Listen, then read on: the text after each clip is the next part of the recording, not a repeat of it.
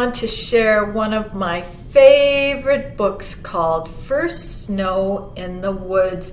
The reason why I love these books so much are because they look like McNaughton Park.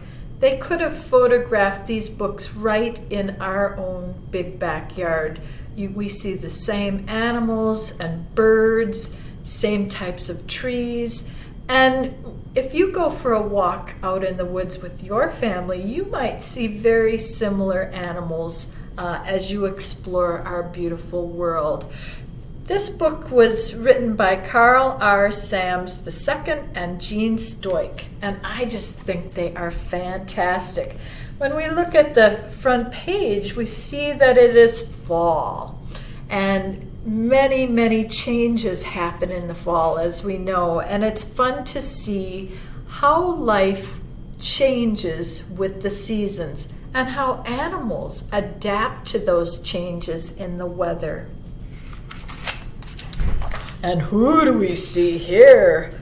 That great owl, the first snow in the woods.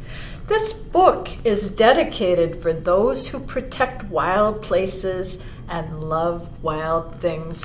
I hope we all enjoy doing that very important job too. The northern lights faded bright to dim like a distant torch flickering across the cold night sky. The owl had seen all this before, but something was different. Something told him tonight he must begin a long journey south. He needs to start his migration. In the morning meadow far away, fog tiptoed in without a sound. Dew sparkled on fragile webs where a family of deer grazed. A soft breeze crossed the meadow and whispered, "Do you know what's happening?" The spider spun her web and tidied up a fly into another tasty bundle. In the same meadow, a woolly bear inched his way along a fern, then on to another, chewing, doing what woolly bears do. A dragonfly waited patiently for his wings to dry. He had hatched during the midsummer green long, long ago in dragonfly time. When will the next season begin? When dragonflies no longer fly. A noisy chipmunk broke the silence of the meadow. "Hey, Spotty, you don't look so good," he called out, munching on a tiny red crabapple. "You're losing your spots, and your coat is looking scruffy. Better start hiding your acorns," he warned. "Why would I want to hide acorns?" wondered the fawn. "Acorns are everywhere." As the summer faded, the sweet nectar plants no longer flowered. Soon the monarch would follow a distant memory. On fragile wings, his heart song would lead him to a tropical garden thousands of miles away. The hummingbird heard the same green song playing in his head, a gentle memory of a faraway place. The tiny traveler would leave the meadow that morning. They both are going to embark on their migration south to where flowers bloom. They need that nectar for food.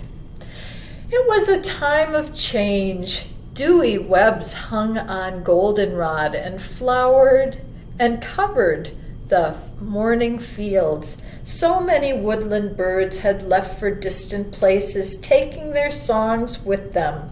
At the edge of the woods, a small squirrel chattered. "Have you heard?" asked the red squirrel. "The great gray owl is on his way from the far north. It only stays there during the harshest winters." The wind ruffled her tail, but she snatched up a double acorn to tuck away. "The first snow is coming. It's coming early."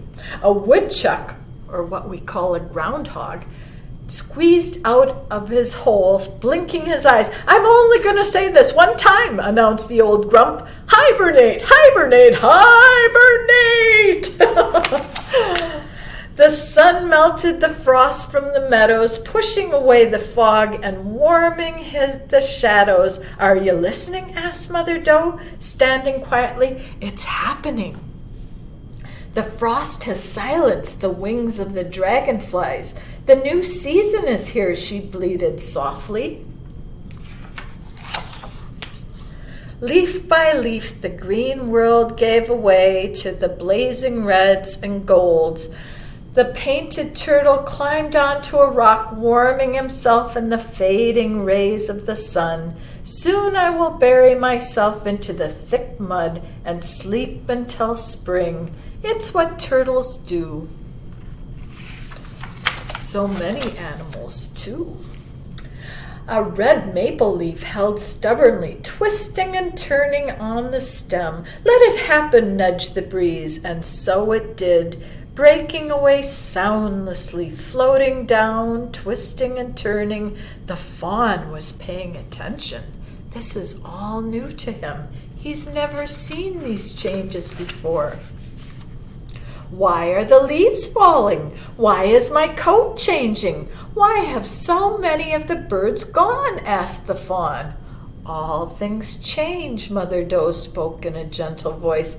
"All creatures must prepare and be ready to follow their heart song." The fawn didn't feel ready. Did he even have a heart song? Yet, as the evening slowly darkened the woods, he felt safe with his mother by his side. Each night stole more light from the day and held back the morning sun. Honking geese flew across the sky, announcing the changing season. The raccoon poked his head out of a snug hole in a tree to listen to morning sounds and sniff the cool air. He'd hunted frogs and crayfish in the moonlight along the muddy pond. At daybreak, he overturned rotted bark, finding plump grubs and runaway beetles. His heart song played softly in his head. Can you feel it? It's coming. Good morning, said the two mice, peeking out from underneath the leaves. Today is the day, they both agreed. Today is the day, questioned the fawn with frosted breath. I don't understand, he said. It's true, I've heard it too. The great gray owl is on his way down from the far north, called out the chickadee-dee-dee. Are you ready, dee-dee-dee? Ready? Ready for what? Questioned the fawn as Mother Doe just kept munching her acorns. The snowshoe hare balanced a white paw on a small tree as she chewed its tender needles. Soon her fur would be totally white. In winter, white is good. Suddenly, a dark shadow soared above the rabbit's head. The great gray owl landed with ruffled feathers on the top of a swaying spruce tree. He had ridden the north winds many miles with a storm on his tail. Creatures of the forest, prepare! The first winter storm is here. But I'm not ready, said the fawn, standing all alone. The snowflakes floated downward, covering the meadow. What is happening? Why can't everything stay the same? The wind turned colder, and the snow fell harder. The fawn shook the wet snow from his ears. I don't like this. The robin agreed. He wished he had left earlier, leaving his sweet berries behind. All those berries on the trees are good food for our animal friends. Hey, where's your home? Asked the frantic chipmunk. Don't you know you need a hole? Here, I'll help you dig. I'll make it big. A hole in the ground? Wondered the fawn. He shook his head. But where is my home? Where should I go? I'm not ready.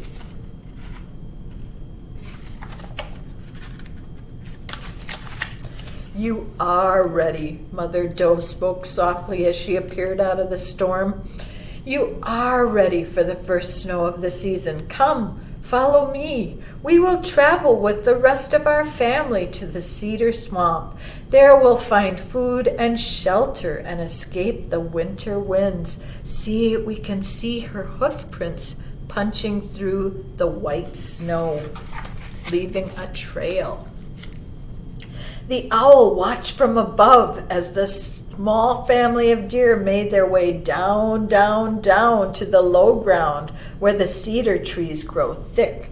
Whistling winds and white snow swirled and whirled all through the night, and then silence.